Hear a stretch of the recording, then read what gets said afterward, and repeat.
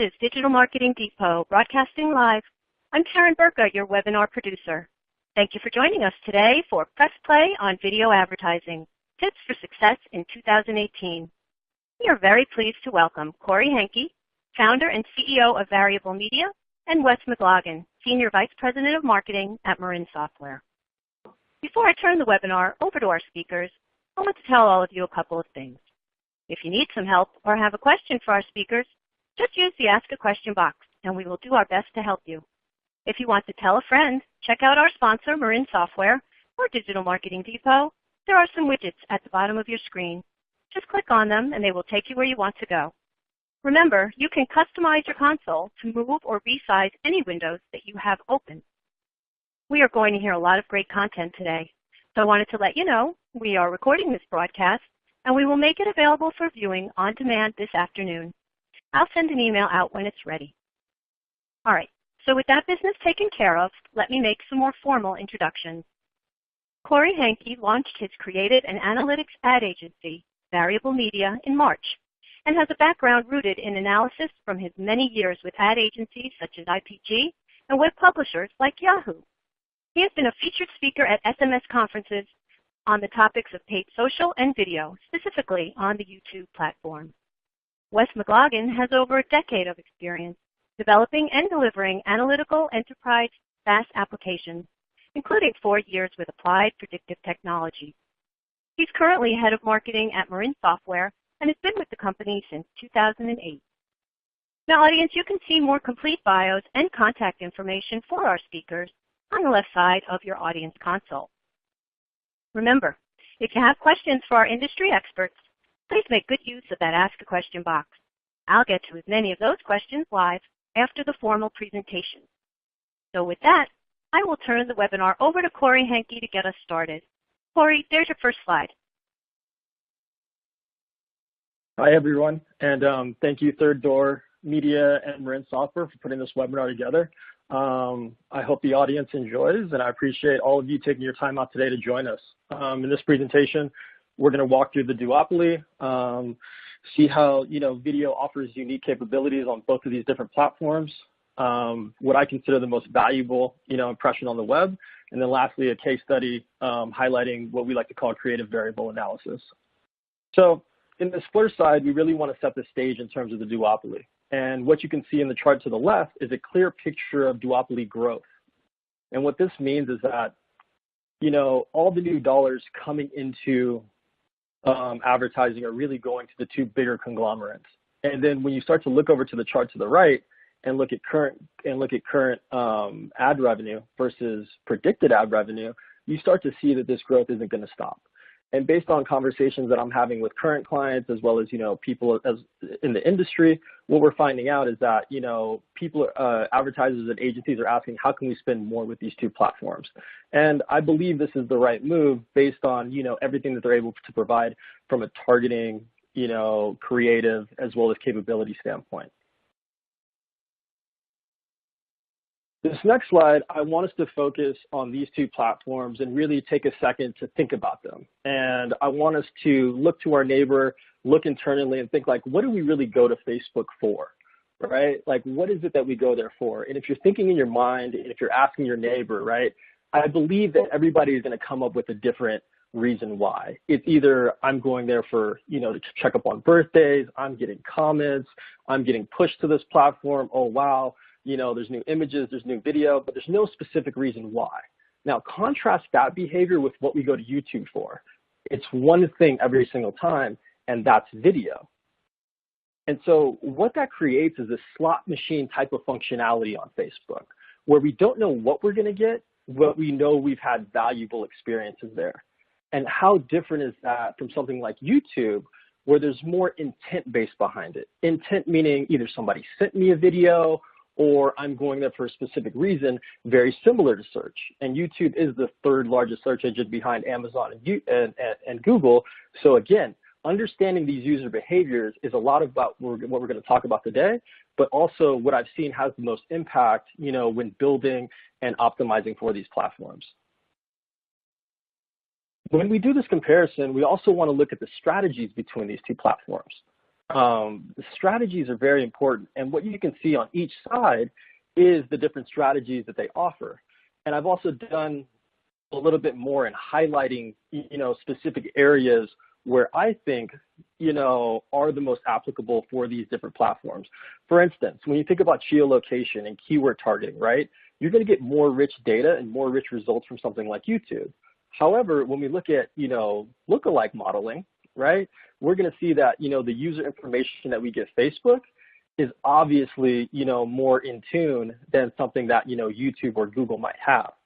Now, when we think about bid optimization, one of the things that I love about YouTube is the fact that I can bid optimize by device. As we know, users are very different on the desktop, on the tablet, on mobile with their behaviors. Being able to bid adjust on YouTube is a huge opportunity, to increase results, drive scale, and ultimately deliver on the results that you're looking for. Conversely, when it comes to Facebook, you have auto and manual bidding.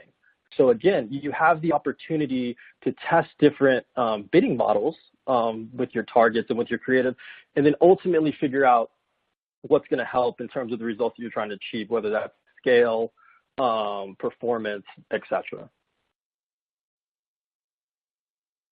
This next slide is a key slide to understand. This is a cost per view comparison.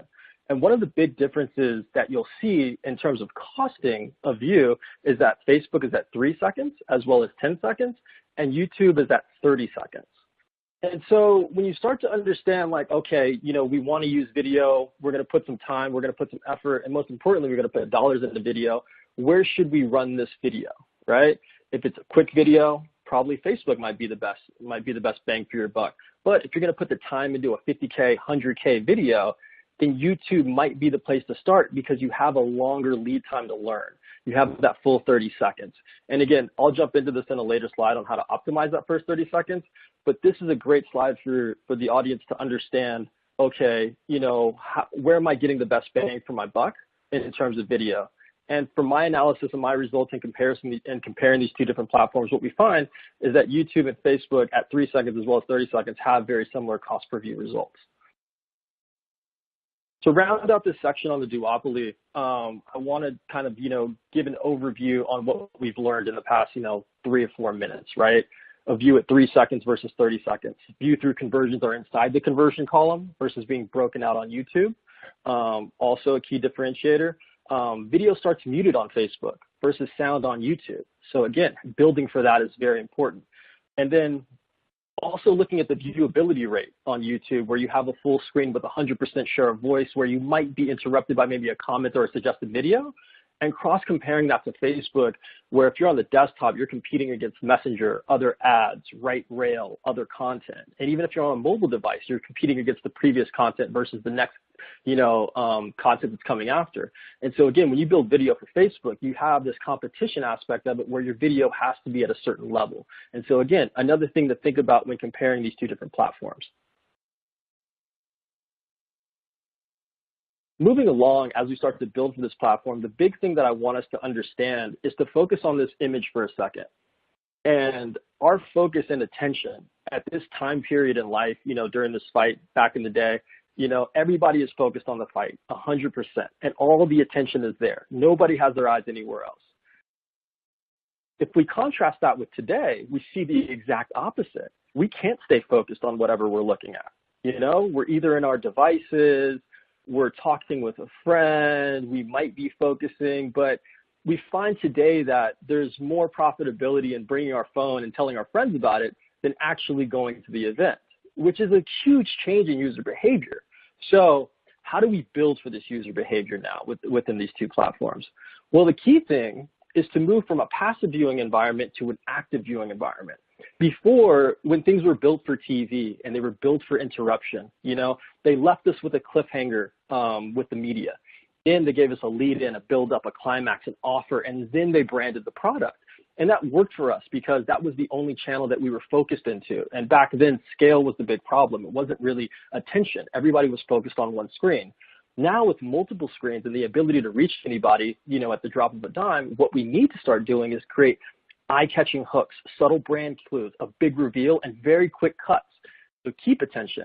And most importantly, when we build video, we have to attract, brand, connect, and then direct. we have to attract the user, we have to brand our product, obviously, that's very important. But then more important than those first two, we have to connect with the audience. And what I mean by that is drive an emotional reaction. Get somebody to speak about the video, change somebody's opinion about something, educate them, inspire them. And then where I see, a lot of the mistakes being made is direct them. People want to know what to do next after your video, right? And those are key reasons for the development of end screens and cards on YouTube, right? Is what are we doing to direct them or to drive them either to the next video or next piece of content or to a conversion. Now, this next slide also goes into, the innovation and the deprioritization of YouTube, right? Like, what are they moving away from? And then what are they going towards? And so they're really trying to prioritize shorter form, bumpers, skippable video, right? Giving the user the opportunity to skip, but only allowing an advertiser to pay after 30 seconds. And what are they deprioritizing? The 90 second, the 60 second, the 30 second, everything that we are used to based on TV. And so again, this huge change is something that's important to increase attention and ultimately brand your product or service the right way. Now, this next section is going to dive into TrueView and why I think, YouTube is really the place to play when it comes to attention and ultimately scale, but not necessarily performance. I do see a lot of performance driven primarily from the Facebook standpoint, but that is due to, sort of the slot machine effect and being more in a lean forward type of format. But back to YouTube, the reason why I am so excited about YouTube is I believe it's the most valuable impression on the web is 0 to 30 seconds that you don't have to pay for. Because remember, you only pay on a cost per view, and that's after 30 seconds. And again, YouTube being 93% viewable, 95% audible. I love that fact. And not to mention, I get a huge share of voice both on the desktop and on the mobile device. This next slide gives you a very good understanding of how we look at the YouTube timeline. Now, a quick overview on the YouTube timeline. If you look at the bottom, you'll see a view rate, okay? Now, a view is everybody that makes it past 30 seconds that you pay for. An impression is everything before 30 seconds. So if you have 1 million impressions, 1 million people start the video, and only 200,000 make it past 30, that's considered a 20% view rate, which is about average, right? But what YouTube and Google say is that if your view rate is higher, more people are making it past 30, and more people are engaged and showing that, they like your video or they're more engaged with your video, YouTube gives you a lower cost per view. They cut your costs. But if users aren't making it to 30 seconds at a higher propensity, then what happens is YouTube increases your cost. And they say it's not as engaging as some of your other videos. We're going to charge you a premium on that spot. Now, that's important, especially when building for the video, because you want to build for, a higher view rate because that ultimately lowers your cost and allows you to reach more people. So again, when you build this video, remember to hook in the first 5 seconds, engage the audience, illustrate the problem, and then importantly, solve that problem, with your brand or service. Establish the brand again. And then what I think is the secret sauce on YouTube is really qualifying that audience before 30 seconds. Now, what do I mean by qualifying that audience? What I mean is that every layer that we add inside of the YouTube UI gives us a cost increase. If I want to target females, it's a 1 cent cost per view. But moms or moms with kids or moms with kids with a household income layer is going to get me up to 7 cents. But imagine this, right? Imagine if I was able to create a video and target all females, but within the creative, I showed a mother in a kitchen holding a baby with a father helping out, right? I'm essentially targeting females, but my creative is targeting moms. So I know who's going to stay past 30. It's going to be that mom. It's going to be that mom with the kids 0 to 1, right? But I didn't have to pay that upcharge inside the UI. I targeted within the creative. And that's called qualifying the audience. If I can qualify that audience within the first 30 seconds and guarantee that only my target audience is staying past 30, I'm doing 2 things. I'm making sure that I'm reaching the right audience at the most efficient cost, but I'm also branding these females in that first 30 seconds for the future, right? As they could become mothers or they could tell their friends about the product. So again, it's a double benefit that I've seen work really well. and I think it's very important to a successful campaign. Moving along, when it comes to YouTube, the things that you have to do when you think about the platform is educate, entertain, and inspire. It's what people come to the platform for, and so you need to build the creative for them. I can't tell you how many times we've transitioned a TV creative to YouTube and seen it fail. You have to build for these platforms. It's the only way that it's going to work. So the other tidbits that I think, are very important when it comes to YouTube is how, why, and where you shoot the video. And one of the most important things that I've seen work really well is the medium to close shot, the face to crowd. We want to see who's talking to us, but also we need it built for the mobile device. The same way that the majority of videos watched on Facebook, are on the mobile device, is the same thing for YouTube. YouTube might have more desktop inventory, but still the vast majority are being shot on the mobile. So that's what we need to build for. So the medium to close shot, the face to crowd, I've seen work very, very, very well. And then the power of the product demo. There's a lot of competition. And so for you to stand out, you need something like that's demonstratable. Show me why I need your product, right? And then also the power of celebrity or leveraging influencers. If you use these people in your videos or you allow them to post to their own audience, you have a great segue into a new audience with somebody else promoting your product, which is something that I see, work very well regardless of platform. Also, what else works well is the power of the unexpected, right? And this is where I think YouTube changed the game in terms of creative. YouTube was always thought of that place like, oh, I just got a video from somebody on YouTube. I've got to watch this later. It's going to be, a little, I'm sure it's going to be funny, right? And so ads have to work the same way. If I'm going to YouTube, I've got a certain mindset. And when an ad comes out and surprises me, I've now become somebody who's going to go to that page and watch another video. And that's what's called an earned view.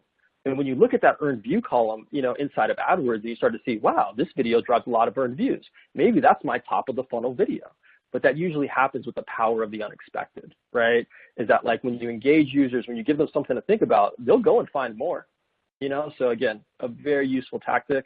And then lastly, very similar to unexpected, the 800-pound gorilla, great creative travels. Like, we got to understand that, like, the ads that have made the most impact in our lives that we remember, were very outlandish. Were things that we weren't expecting. They said things that just, were a little bit more, wow, I didn't know that existed, or that was, a little off the top. So again, another great way to, when creating video, to think outside the box. And as we move along, we're going to look at one case study. And so this case study was for the Dentec brand. This is an 18-minute and 11-minute video. We ran this on YouTube TrueView. And the variables that we tested were actor, version, and product, right? And so these three creative variables that we tested, and what did we find? We found that when comparing John and Alyssa, that Alyssa had a 70% difference in CTR, a much higher CTR. And in this chart, you will see delivery metrics on the left and performance metrics on the right, cost per view, cost per click, view rate, and click-through rate. And even though you see a 70% difference in CTR, higher CTR for Alyssa, you only see a 13% difference in view rate, right? So again, if my view rate stays the same, but I'm getting a higher CTR, why wouldn't I go with, just Alyssa? And so in testing a version, we tested a Fernie version and a normal version, and the normal version did better, 55%. And so again, we're smart people on this call. If we go with normal and if we go with Alyssa, we can immediately improve results. But the other thing that we wanted to analyze was the difference in products, right? A brush versus a floss. And what we noticed with this was that there was no difference in CTR, or very minimal, 0.88 versus a 0.86. So again, it was less about, the product and more about who was delivering the message and the type of storyline. And so again, this was very good information because not only did we improve results, as you can see here, right? A 43% decrease in cost per click, a 53% increase in CTR from weeks 3 to week 4. And you can see in weeks 5 and week 6, we were able to scale and never go back to those levels after making those changes. But more important than just improving results in this analysis is the fact that they know who to put on their next Instagram ad. It's not going to be the black male. It's going to be the white female with dark hair. So not only do you get performance, but you get user engagement data. You get product research. You get market research type of data that can be used across all of your campaigns. And the big thing that I really want you to take away from this entire case study at the end is that we were able to improve results by this much without ever touching anything inside the UI. So if you think about that, right? Like I'm targeting, I'm doing all this stuff in the creative, I've improved results.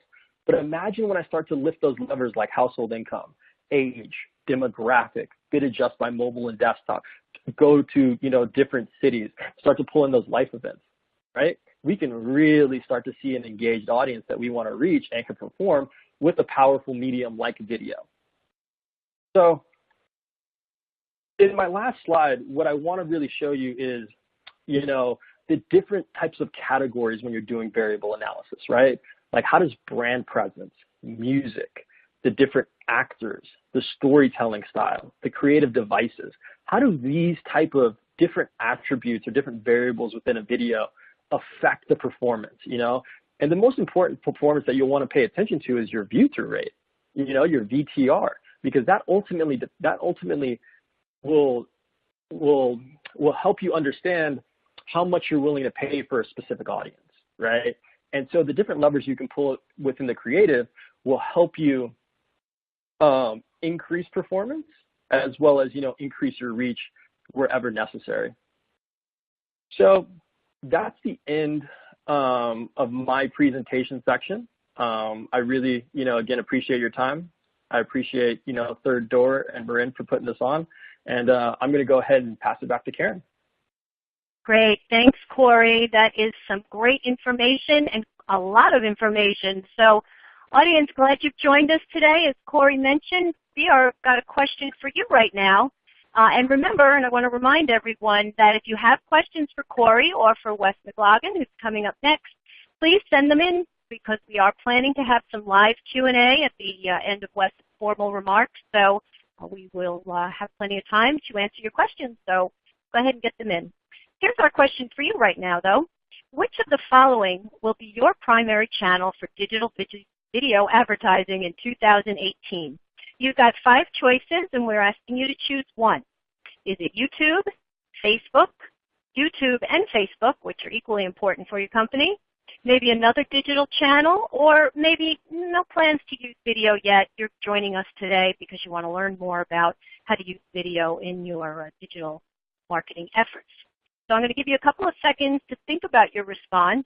I also want to remind everybody that since we are getting so much great information today, you may need to watch this webinar twice. So we will have it available on demand later today. I'll be sending out an email when it's ready, and you can also always watch it again at your leisure. All right, let's bring up the results, and I'm also going to bring in our next speaker, Wes McLaughlin, to take a look at them with me. It looks like, well, we've got a lot of video advertisers here, Wes. We've got people on YouTube, Facebook, using both. Very few are saying they don't have plans to use it. So what do you think about that? No, that's great. It makes sense, and excited to see that there's a lot of people using Facebook and YouTube together, and that's something that I want to talk about here this morning. Stepping back to Corey, thank you, first of all, for the great overview of the strength of Facebook and YouTube and some of their differences, and some tips on how to get the creative right. And the creative is incredibly important for your campaigns, but it's also just a part of the process. And so what I want to do this morning is walk through 3 tips on driving success for your video campaigns. We work with some of the largest global advertisers, helping them measure, manage, and optimize their digital marketing campaigns. And these tips are taken from our experience working with them. So we'll talk a little bit about aligning across channels. That's getting Facebook and YouTube to work together. How you measure and optimize these campaigns, and how you take some of the tips that Corey drove around creative testing and how you can efficiently do that at scale. So let's dive into alignment and why it's important. As Corey talked about in the beginning, Facebook and Google are taking over. Right now, they're dominating over 75% of the time users are spending online. And of course, this is across all of their properties, including YouTube for Google, Instagram, WhatsApp for Facebook. And video is becoming an increasingly important part of all of that. So with these two giants taking up that much of their spend, what we think this means is that you need to have these two channels aligned and working in coordination. Why is that? Well, if you take a look at the traditional marketing funnel, what you see is that your users are going to be bouncing back and forth between Google and Facebook as they march their way from awareness to consideration to conversion. Corey talked about the lean back or lean forward behavior that you may see differently between the two channels, but you still have the opportunity as a marketer to touch them across both channels throughout all of these stages of the funnel. And if you're not giving them a consistent experience between those two, you're missing out on opportunities. We live in a world where there's incredibly short attention span. Users are switching between devices, between these channels, between states of mind throughout the day. And we think it's incredibly important for your advertising programs to be constructed around the user and not around specific channels, Google or Facebook, or even around the media type. This is a video campaign. You need to keep in mind that these video campaigns are not running in isolation. All of the Facebook formats up and down the funnel offer the ability to incorporate a video element in it. Google, search doesn't have video incorporated in it, but GDN and YouTube video can be leveraged throughout the funnel, all the way from initial brand awareness through to post-conversion, where you're trying to maintain or expand your relationship with that customer. And so it's important to keep that in mind as you're planning your overall strategy. But the format should not be something that drives your strategy. It should be the objectives that you're using and that you're going after with your customers. So we encourage advertisers not to think about the funnel in silos, Google versus Facebook or by video, but rather horizontally. What are your objectives that you're trying to accomplish? So at the top of the funnel, where you're trying to drive awareness, it may be more about brand videos. And so how do you build the brands? How do you create awareness in the minds of new users? Corey talked about the incredible bargain that's presented by TrueView, where you're not paying unless you've really engaged with that user for a full 30 seconds. That's a great opportunity for awareness, but Facebook has similar products that are able to drive awareness to new users. Moving further down the funnel, maybe for engagement, you're working on driving installs of a loyalty app. As you get to conversion, your message may change. You may be looking for more performance-based messaging with a clear call to action or an offer that you're giving your user. And at each of these levels in the funnel, you've got a different KPI that you're thinking about and that you're targeting.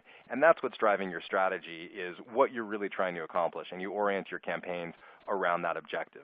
This is something that both Facebook and YouTube offer when setting up the campaigns. One of the first things you do is clarify what is the objective that you're trying to accomplish.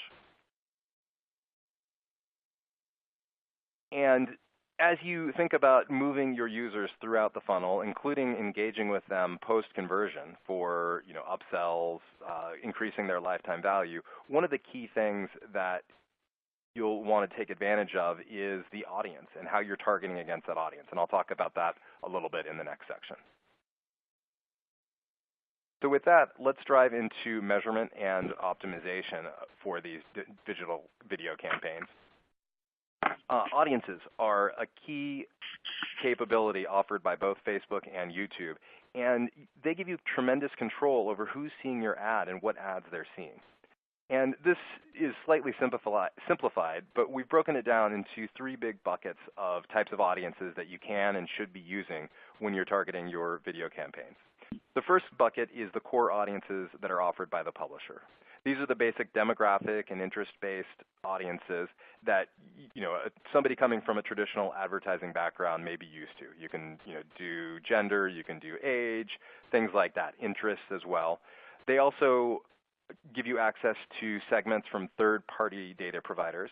And a relatively new addition to these is in-market audiences, so people who the publishers think are really about to buy auto or travel, or there's a number of different categories that they divide these between. So this is the basic.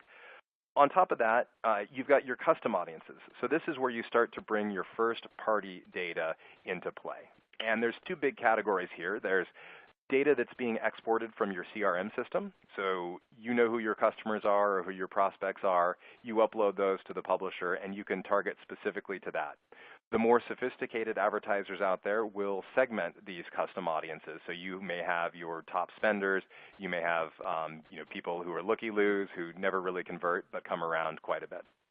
The second category within these custom audiences is behavioral audiences. So these are based on the pixel on your website, and you can build audiences based on what people do, on how they interact with you. So the most basic category is people who've been to your website, but this can be a lot more sophisticated with things like, did I add something to my cart but not convert? Did I look at a certain page? Did I download a white paper? Each industry will have its own ways to use these, but it's really powerful signal that you have to then use for tailoring your video messages, and you should be testing what message works best against each of these audiences. Then the last bucket here on audiences is lookalikes, and this is where the publishers give you the ability to expand off of that first-party data to find people who look similar to your customers, and these people are going to be more likely to convert. And so that's something that an audience that you may be able to pay a little bit more for, because you're going to get better performance out of that based on the similarity they have to your existing customers. So 3 different audiences, and just as important as it is to get the right creative, Corey talked about testing a few different variables in some of those case studies. You want to do the same thing with audience to make sure that you're getting the right message to the right audience. And we'll talk about how to do that a little bit in the next section. Before I do that, I want to talk about one other really advanced audience technique that we see some of our top brands using incredibly successfully, and that's search intent audience targeting. And what this is leveraging the signal that users give you from search to then refine and create audiences based on that for your follow-on advertising, for those video ads that you want to put in front of them. So search for many users is a really important part of their discovery process. And so if you have somebody who comes in, searches for something on Google, you can take that signal if they come into your website, and you can create different audiences based on what they searched. So an example might be, did they come into you on a brand term or a non-brand term? Did they come in on different categories? So were they looking for, in the automotive world, were they looking for an SUV versus a sedan versus a sports car? And based on that information, what they were looking for initially, you can create audiences and leverage those audiences for your advertising on Facebook, for your advertising on YouTube. And this advertising can be both retargeting, so trying to get those users who visited you to convert, or it can be used for prospecting with those lookalike audiences that we discussed. So really powerful technique. And what we're seeing with our clients who are using this is a 30 to 70% increase in their conversion rate of those Facebook and YouTube campaigns relative to before they were using search intent audiences. Here's a specific example of a travel customer of ours, global hotelier, where they were able to see a huge increase in the number of conversions, 22% increase, 22% multiple in the number of conversions, 7 times increase in ROI by leveraging search intent on their Facebook video campaigns. The second topic I want to cover around measurement is making sure that you're making decisions on complete data. And what you see here represents what may be a typical customer journey. They come in, they click on an ad on Google, they've got a second touch point, they come in, they see a video on Facebook, they see another video on Google, and then they convert. Both Google and Facebook offer great tools for understanding multiple touch conversion paths, but they're not enough, and that's because they're focused in on their own portion of the funnel. So if we look at what the Google perspective looks like, the Facebook perspective, they're only going to see that Facebook video that was shown to that user. They don't understand what happened on Google. If you look at from the Google perspective, they're only going to see what happened within the Google network on YouTube and other Google sites. What you want is, of course, to unify the customer journey. So you need to look for tools and partners who can help you see the entire customer journey, both click-based and impression-based touches, as well as working across devices. And this is something that a company like Marin Software with our TruePath offering can help you achieve. If you're making decisions based on the publisher tools, what happens is you end up double counting because they'll both take credit for this one interaction because they both touch the user, but they don't have the full story in their own tools. And this is an example, another case study from a client of ours who used our TruePath product to make sure that they weren't just focused on last-click attribution. They were basing decision on complete data. What they were able to do based on that full information was increase their budget by 44%, which drove a huge increase in the overall return on ad spend for their marketing programs, almost 300% increase in their return on ad spend based on making their decisions on the complete data set. And then the last topic here is how to do this all at scale efficiently. The example that Corey mapped out, we had two different actors, we had two versions, funny versus normal, we had two different products that they were promoting in that video, that Dentech example. If you were just to test those variations, you'd need at least 8 variations of the ads that you'd need to build out. If you combine that with some of the audience options that you have for getting the right message to different subsets of people, you end up with a crazy matrix of ads that you need to build out, as this example shows. So we're dividing between men and women, different age groups, and to execute this on YouTube or Facebook is really just a lot of work. One way to deal with this work would be to simplify and not test so many variations, but the results that Corey showed show why this would be a huge mistake. There can be an incredible difference between the top and bottom performing creative, and just guessing what is going to work for the right audience, you may be missing out on those huge performance differences. We think the right answer to this is to use a tool that's going to help you scale, that will automatically create multiple variations of your campaigns.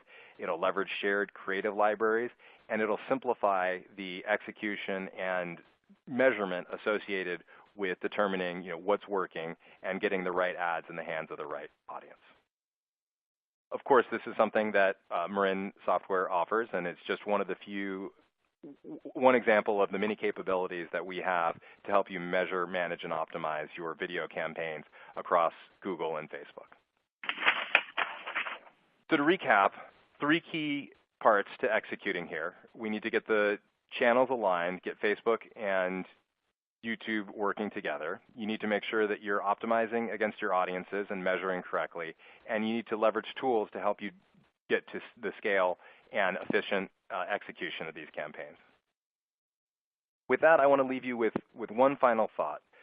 Video advertising can be a challenge. We saw that most of the people on this call have already gotten started, which is great. But for those who are still figuring out how to get their toes wet, I wanted to put up this example. This is a client of ours who had a static ad in their Facebook campaigns, the ad that you see at the top.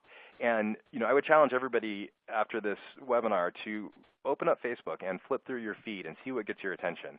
And what you're going to find is it's the ads that have a little motion to it. If you've got static images, you're just going to get lost in a sea of noise there.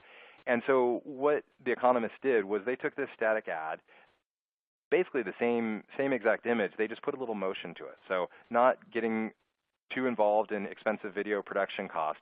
And what they were able to see was a 3 times increase in the conversion rate relative to the static ad. So don't make this harder than it needs to be if you're struggling to get started. Figure out how to get a little bit of motion into your ads as a baby step, and you'll see some pretty impressive results. They were able to drive a 70% increase in their subscription rate by incorporating a little bit of video, a little bit of motion into their advertising. With that, I will hand it back to Karen for the Q&A. Thank you. Thanks so much, Wes. That was great information right on top of what Corey had to share with us. And we've definitely gotten our attendees' minds percolating with lots of questions. So thank you, audience. You can keep them coming because we've got a good 15 to 20 minutes here to take your questions. So we're going to get started right away. And we're going to put this one right up, and we'll give Wes a little bit of a break to catch a breather. And Corey, we'll start with you on this. Is YouTube and Facebook video advertising effective in the B2B world to IT organizations? So that is a great question. Have what we've been addressing today only for B2C, or is it applicable to both B2C and B2B? I would say it's probably more applicable for B2B and even the IT organizations.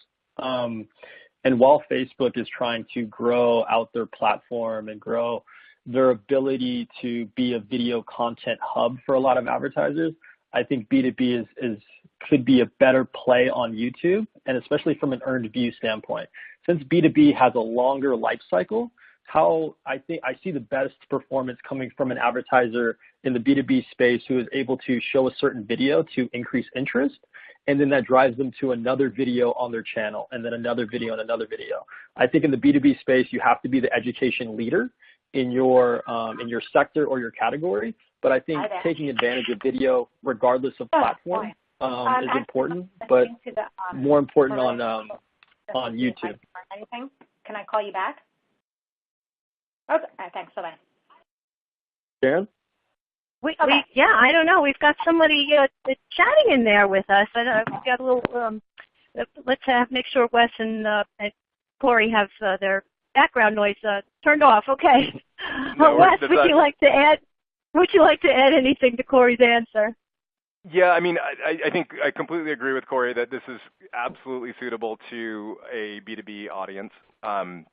I don't think, we're on our devices all throughout the day, and the distinction, where does work end and personal begin, it just doesn't exist today the way it does in previous generations. So whether it's people having their Facebook window open side by side in our office, I see people doing work on one screen and Facebook on the other, or just flipping through your Facebook feed between meetings, there's plenty of time to get in front of a B2B buyer at a point where they're susceptible to that message.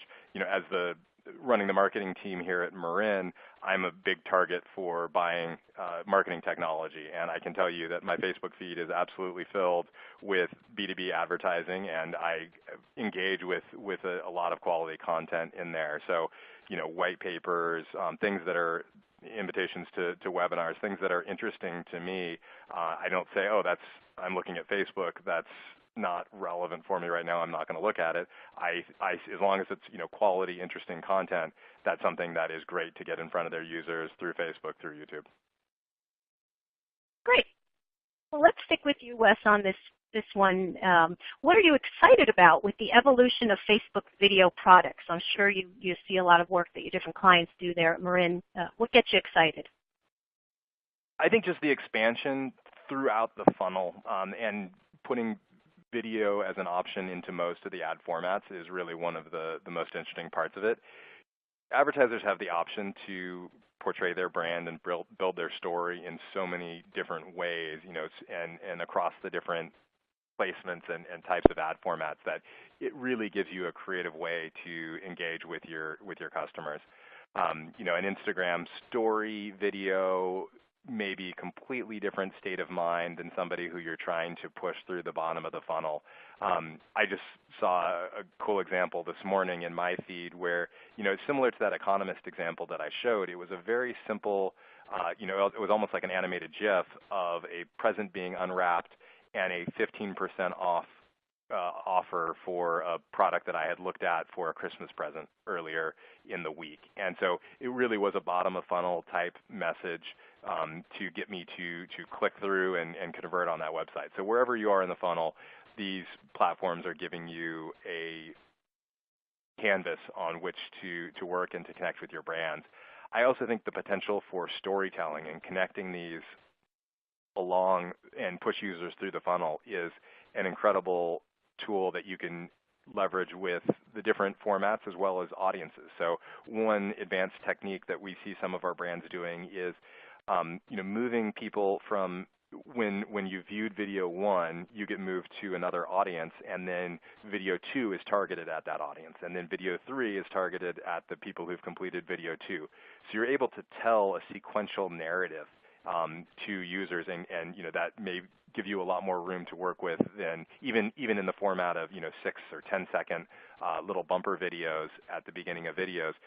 beginning of other content that they're looking at, you can use those sequential videos to tell your story and to build your brand in really creative ways. Great. Corey, your thoughts on this question? Yeah, I couldn't agree more, with what Wes said. And then, going back to, Wes's presentation with the case study of The Economist, like even just adding a minor piece of, movement to a creative can have such a dramatic impact. We're seeing that. And then just to reiterate, a lot of what Wes said is Instagram stories, I think, are a great thing to test. Vertical video is very tough to do, but still very engaging. And I think if you see it work, on Instagram stories, you can expand it to other platforms. And then the sequential messaging and the storytelling is just right on par with, what we see having really good performance. All right, this next question is directed to you, Corey. So why don't you take your first shot at this? How do you foresee the live videos from Facebook and YouTube affecting the future of video advertising? I think live video plays a role. I don't think it's going to have. I don't think it's in takeover mode. I don't think it's going to have the largest impact. The way that I see brands leveraging it to have effect is the immediacy of it, right? Like if an event happens and a company wants to or category wants to do a Q&A, or if a company is in a category and they want a category expert to do some live training. Like these are the tactics that I would take as an advertiser in terms of live, but at the same time you have to look at it from a DR or a branding standpoint. Putting on a live show is a lot of work, and to do it the right way, it might cost you a little bit, but it's a branding play. I don't think you'll drive conversions from it, but at the same time, what you're able to gain from that is a new audience that has shown an immense amount of interest. Somebody that watches your live video is interested in your product or service. Somebody that stays with your live video for 15 minutes, 20 minutes, 30 minutes is even more of an interested audience. And so you can start to segment these audiences. You can segment people who commented on the live video, who like the live video, and then target them with specific messaging. So it's more than just live video and that impact. It's what you do after, with that audience that I think could be also beneficial. Wes, anything to add? I think Facebook is really just looking to expand the canvas or expand the supply, I guess, of ad impressions. They're trying to recreate TV and, recognize that their users are comfortable living in the Facebook world and want more content there. There's plenty of big brand advertisers out there who are just looking for reach and frequency. And, yes, there's a lot of great targeting tools that you can use, but for the biggest brands, you're just trying to hit your consumers over the head with your brand and increase the familiarity and get lots of repetitions there. So the more time consumers are spending watching video on Facebook, the more opportunity there is for advertisers to do that. And I think that's one of the things that live video presents. All right, good. Here's a question about where in the funnel and whether one channel is better for certain type of marketing or not. So Wes, why don't you stay with this one? Would you recommend YouTube for brand awareness and Facebook for users that are further down the funnel? So, is there a different kind of role for each channel, or either can be for awareness and sales? Yeah, I think thinking about it with Facebook is, YouTube for awareness and Facebook further down the funnel is a little bit of a dated way to look at it. I put up the slide that showed the funnel and all the different products that Google and Facebook offer at different stages of the funnel, and I think that's really true. You have to think more about what you're trying to accomplish, and I think you should be using both for awareness, and I think you should be using both for conversion. The budgets may not be evenly allocated at different stages across the two publishers, depending on your vertical and what your customers look like. But I think if you simplify it down to one for awareness and one for conversion, you're missing out on opportunities. That said, I do agree, I like Corey's perspective around, leveraging the TrueView, free impressions that you get up until people hit that 30-second mark. So that's a great way to get low-cost awareness distribution. of course, Google's going to reward you for more views, so you want to make sure that content is engaging and users are, you are getting some users to click through and stick around for the full time and not skip those ads after a few seconds. Corey, anything else? Yeah, really great answer, Wes. Your first sentence was right on par, where if you look at it this way, it's very, very, very outdated. YouTube and Facebook video works the entire funnel. Works from upper funnel, works all the way down to lower funnel. It's just, you have to manage the user experience and you have to give users what they want on their specific platform. And so a great way to use YouTube from a brand awareness standpoint is to look at the earned views column and to look at, some of the social engagement of some of those videos. If it has a lot of earned views, I usually put that video in some of my upper funnel, right? But if it has a lot of conversions and it's got a good CPA and it's converting, it might be more of a lower funnel video, but you don't know until you test. And that's the most important, is to test, evaluate the data, and really understand where you want to place these videos, throughout the funnel. When it comes to Facebook, I think it's very similar, where you want to start the audience off, warm the audience up, with a really good video, and then give them those RTBs, those reasons to believe, throughout their journey with video 2, 3, 4, and then hit them with that offer, at more lower the funnel inside of the video.